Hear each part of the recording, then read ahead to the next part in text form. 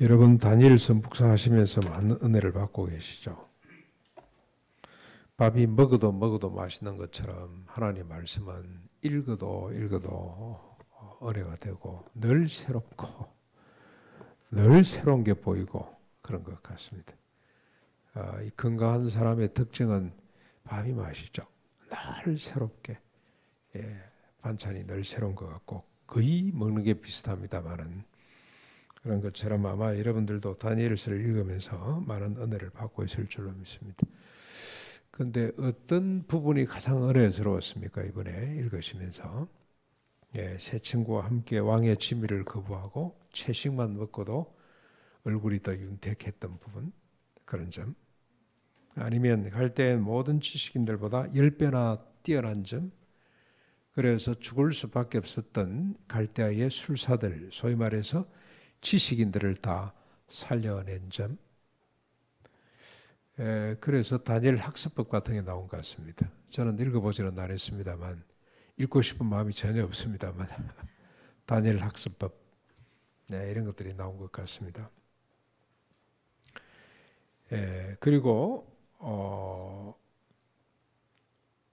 새 친구들이지만 불 속에서도 살아난 점, 그리고 그들의 말들, 그리 아니하실지라도 우리는 신사 앞에 절할 수가 없습니다. 이런 말들이 우리를 감동시키기에 충분합니다.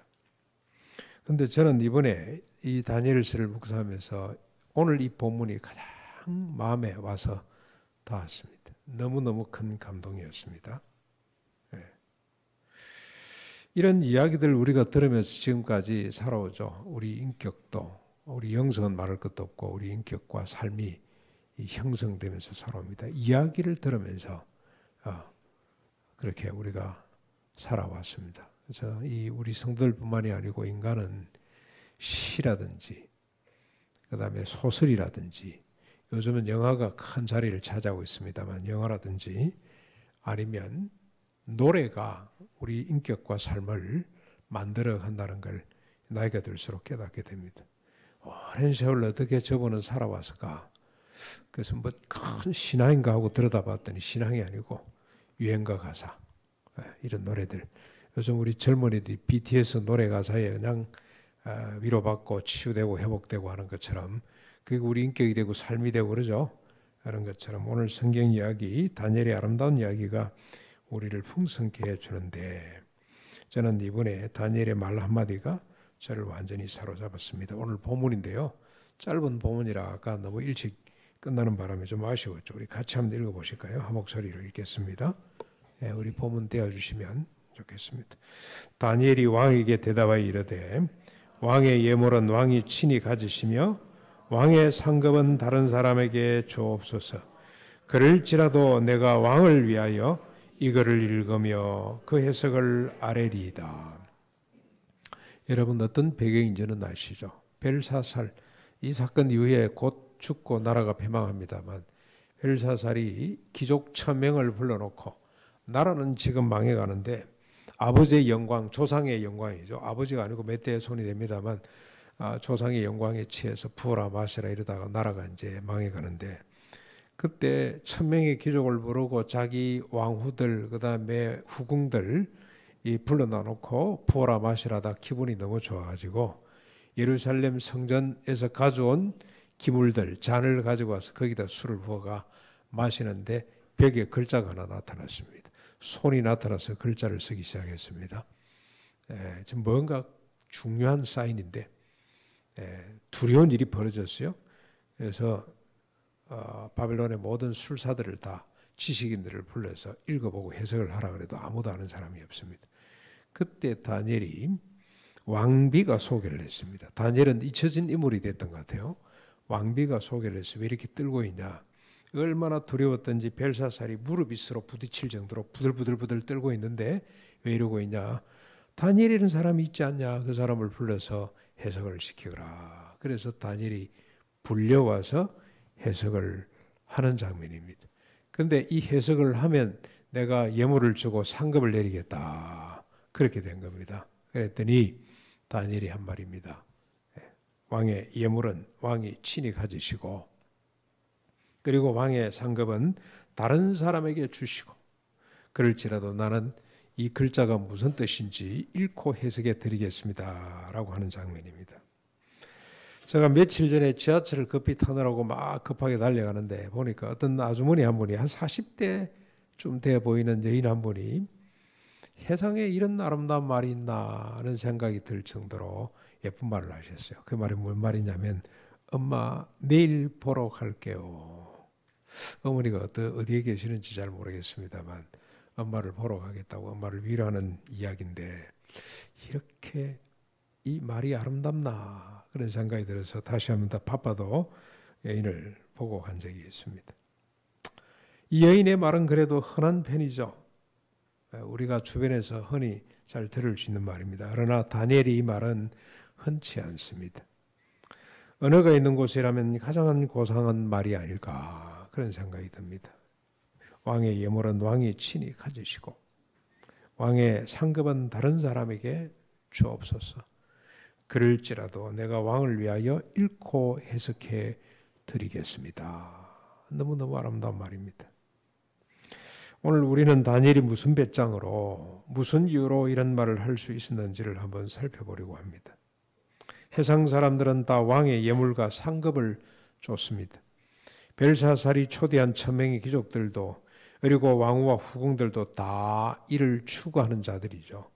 왕의 진미를 먹고 왕의 예물을 취하기 위해서 왕이 세운 신상에 기꺼이 가서 절하고 왕의 상급을 받기 위해서 경쟁자들을 풀무불로 사자굴로 던져넣는 것이 인간입니다. 우리가 다니엘을 통해서 이 사실을 확인했습니다. 그런데 다니엘은 왕의 예물과 상급에 관심이 없습니다. 관심이 없다는 말보다도 초월했다는 말이 더 어울릴 것 같습니다. 다니엘의 세 친구도 이런 것에서부터는 이미 멀리 떨어져 있는 것 같습니다. 더 이상 금행되지를 않습니다. 기사가 나오지를 않습니다. 아마 초에 묻혔든지 잊혀졌든지 더 이상 왕의 언저리에 있지 않다는 뜻입니다. 다니엘이 이런 것들로부터 초월했던 이유는 뭘까요? 왕의 예물이나 왕의 상급을 초월한 이유가 뭐겠습니까? 그럼에도 불구하고 이 뜻을 해석하겠다고 왕을 위하여 해석하겠다고 하는 이유가 뭘까요? 역사를 알았기 때문입니다. 다니엘은 장차 일어날 일들에 대해서 하나님의 계시와 환상을 계속해서 받고 있습니다. 그리고 그 환상 하나님의 계시를 왕과 백성들에게 알려주고 있습니다.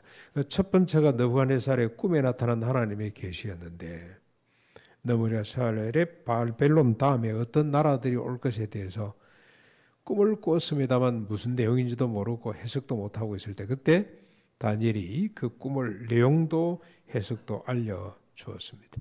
그런데 그 비슷한 꿈이 계속됩니다. 반복됩니다.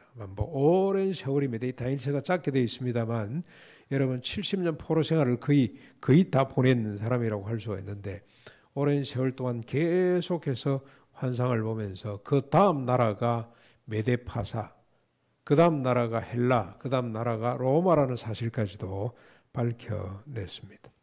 인간은 자기 자신이나 국가의 미래나 그리고 인간의 역사에 대해서 한치 앞을 내다보지 못합니다. 절대 권력을 가졌던 느부갓네살과 벨사살도 그리고 메데파사의 다리오 고레스 같은 사람도 알지를 못했어요. 그래서 늘 그들은 두렵고 늘 공포 가운데 살았습니다. 절대 지식을 가졌던 바벨론의 갈대아 술사들 지난번에도 말씀드렸습니다만 이 사람들이 양력과 음력의 차이, 지구의 자전과 공전의 속도, 그 다음에 그걸 계산을 해냈던 사람들 아닙니까? 그 사람들의 덕을 우리가 지금까지 보고 있는데 그 사람들도 내일 무슨 일이 벌어질지 몰랐습니다. 그러나 다니엘은 적어도 500년 이후의 역사를 꿰뚫고 있었습니다. 그가 갈대아 술사보다 10배나 더 지혜로웠다는 것은 바로 이 때문에 그렇습니다. 자식의 지식이 아니고요. 하나님의 계시를 알았기 때문입니다. 하나님의 계시가 다니엘에게 가졌던 지혜입니다. 세상의 지식과 비교 자체가 불가능한 지식이었습니다. 근데 여러분 잠깐만 한번 오늘 우리가 어떠냐? 우리는 다니엘보다도 10배가 아니라 다니엘과 비교할 수 없는 지혜와 지식을 가진 자들이죠. 네. 그래서 우리는 다니엘처럼 꿈을 꾸거나 환상을 볼 필요가 없습니다. 왜냐하면 다니엘 때는 얼마 안 됐어요. 하나님의 계시가 종결이 안 됐습니다. 완성이 안 됐습니다. 그러나 오늘 우리는 이렇게 풍성한 하나님의 계시를 우리 손에 들고 있기 때문에 요즘은 또 하나님 우리에게 은혜를 주셔가지고 손도 아니고 스마트폰에 넣고 그것도 한글로만 된 게 아니고 바로 영어하고 비교하고 여기 어떤 분들은 헬라어 히브리도 공부해가지고 라틴어까지 공부해서 바로 현장에서 볼 수 있도록 하나님의 계시를 우리 손에 들려주셨기 때문에 부분적인 계시도 아니고 완결된 계시를 우리에게 들려주셨기 때문에 우리는 다니엘과 비교할 수 없는 지혜의 사람들이라고 할 수가 있습니다. 이 말씀이 계시고 꿈이고 환상이고 지혜고 지식이라는 겁니다. 이 말씀을 두고 우리가 다른 데서 지혜를 얻겠다고 다른 방식으로 지혜를 얻겠다고 지식을 쌓겠다고 하는 것은 모순이고 불신앙입니다. 다니엘 학습법이 뭘 가르치는지 잘 모르겠어요. 어떻게 하면 공부를 잘해서 좋은 대학 가고 그래서 중심부로 가고 고지에 서서 세상을 하나님의 영광을 드러내자. 그건 전혀 아닙니다. 성경하고 전혀 맞지 않은 해석이라고 할 수가 있습니다. 그래서 여러분 다니엘 학습법 볼 필요 없이 성경을 보시면 된다 이 말입니다. 이처럼 다니엘은 꿈과 계시를 통해서 역사가 어떻게 흘러갈 것을 알았기 때문에 왕의 예물과 상급에 연연하지 않았습니다.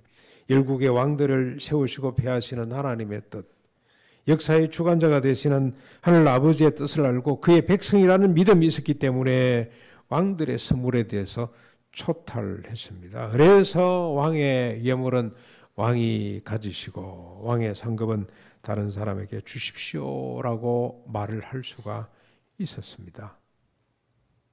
그런데 이 말보다 다음 말이 더 감동적이죠.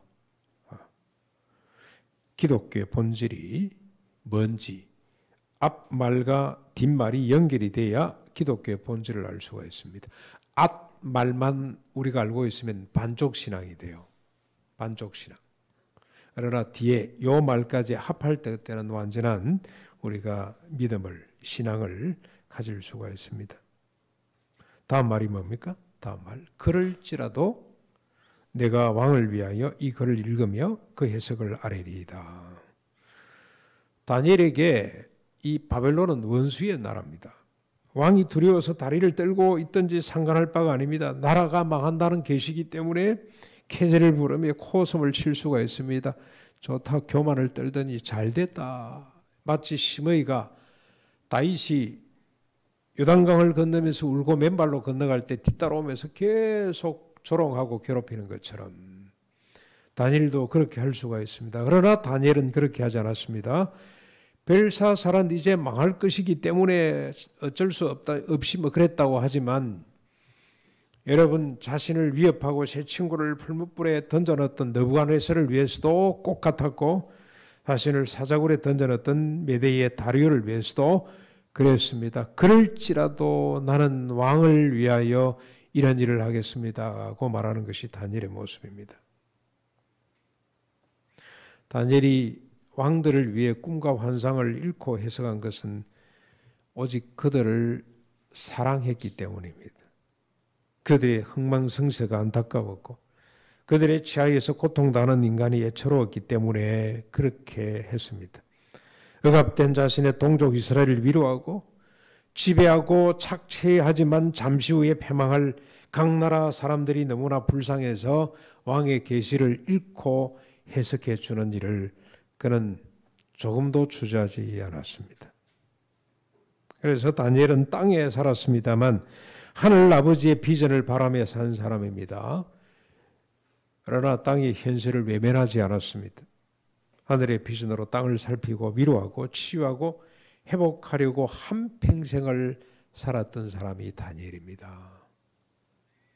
오늘 우리 성가대 찬양은 하나님 우리가 비록 죄에 있지만 하나님께서 우리에게 하늘문을 여시고 우리를 천국으로 인도한다고 하는 이런 소망의 찬송을 불렀는데 다니엘은 그런 소망을 갖고 살았습니다만 플러스 하나가 더 있죠.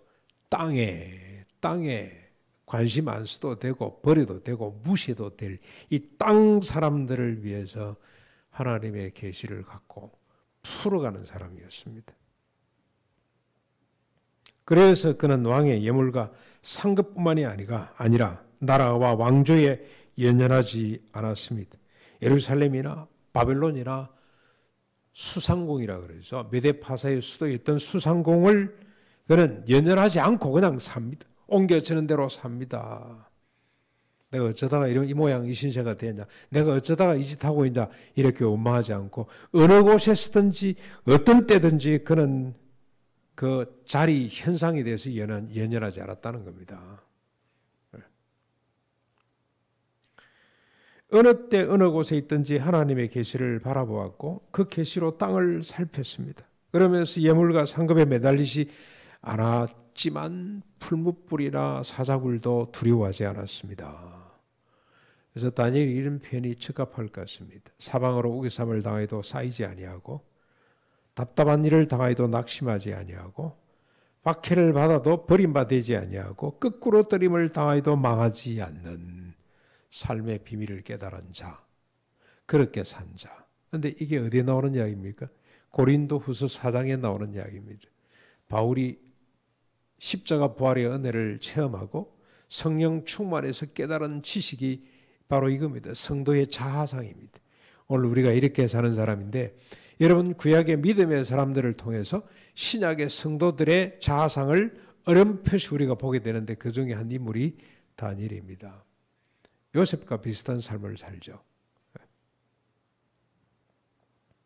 뿐만 아닙니다. 울지 않는 자 같이 했고 울 수밖에 없었지만 울지 않는 자 같이 했고 기뻐하지 않는 자 같이 했고 없는 자 같이 했고 다 쓰지 못하는 자 같이 그렇게 살았습니다. 이것도 바울이 우리에게 계시로 보여준 신약의 성도의 하나님의 사람들의 참 모습이라고 할 수가 있습니다. 오로지 세상을 치유하고 살았습니다. 모든 것이 예루살렘, 바벨론, 메데파사 사람들을 위한 것으로 그들이 하나님께 영광을 돌리게 하는데 그의 한평생을 살아낸 사람이 다니엘입니다. 사랑하는 성도 여러분, 우리는 무엇을 쫓고 있는지, 우리는 무엇에 연연하고 있는지, 무엇을 두려워하고 무서워하고 있는지를 살펴보았으면 좋겠습니다. 무슨 일 때문에 일이 일비하는지 자신들을 한번 점검하는 시간이 됐으면 좋겠습니다. 우리 다 함께 눈을 들어서 하나님의 뜻과 시간을 바라봤으면 좋겠습니다. 그리고 아래로 세상을 살피고 위로하고 치유하는 삶을 살았으면 좋겠습니다. 여러분, 제가 자주 김용기 장로 이야기를 합니다만 이번보다 더 좋은 예가 없다는 생각이 듭니다. 김용기 장로야말로 하늘을 보고 땅을 살핀 사람입니다. 일제강점기에 신사참배와 창시개명을 거부했다가 옥에 갇히기도 하고, 이분을 오래 가둬놓지도 않아요. 또 빨리 풀어주면 그냥 고문을 받고 온갖 고문을 받고 집에 들어오고 했습니다. 그러나 돌아오면서 그는 일본을 위해서 기도했습니다. 하나님, 저 나라를 불쌍히 여겨주시고 저 나라가 얼마가지 않는다는 사실을 깨닫게 해주십시오. 이렇게 오래가는 나라가 없다는 사실을 깨닫게 해주십시오. 그러다가 조선 총독부로부터 농촌 생활 지도 과장, 얼마나 큰 직인지는 모르겠습니다만 제안을 받기도 했습니다. 그런데 가지 않았죠. 연연하지 않았습니다. 박정희 시절에 유신헌법을 정면으로 부정하고 반대했습니다. 그러다가 중앙정보부였죠. 그때는. 지금은 국정원입니다. 지금은 검찰들이 그 권력을 다 갖고 있는 것 같습니다.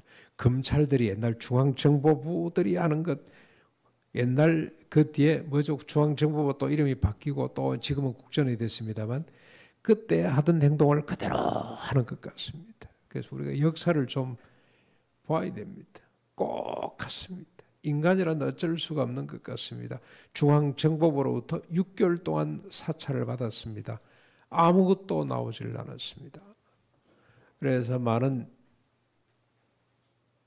회유를 받기도 하고 특혜 제안받기도 했습니다만 연연하지 않았습니다. 다 거부했습니다.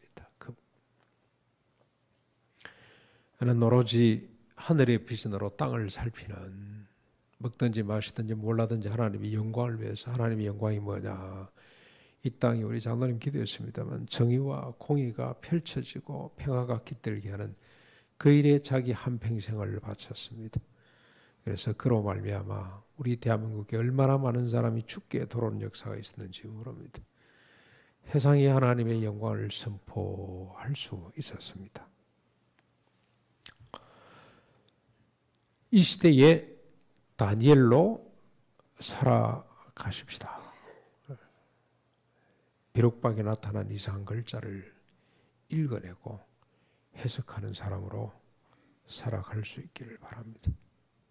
좀 전에 말씀드린 것처럼 다니엘보다 훨씬 더 완벽한 완결된 계시를 우리 손에 들고 있으면서 시대를 읽어내지 못하고 대안을 제시하지 못한다면 이보다 더 큰 불신앙, 한 달란 더 받은 종처럼 주님께서 보시고 내가 네에게 줬는데 그거 어쩌냐, 이 악하고 게으른 종을 바깥에 내쫓아라, 그렇게 심판을 받을 수밖에 없을 것입니다. 2달란트 5달란트 받은 자처럼 우리가 이 믿음을 갖고 하늘의 빛으로 땅을 살피고 치유하는 다니엘의 역사를 이어가는 우리에게 성도님들이 되시기를 축원합니다. 말씀 생각하며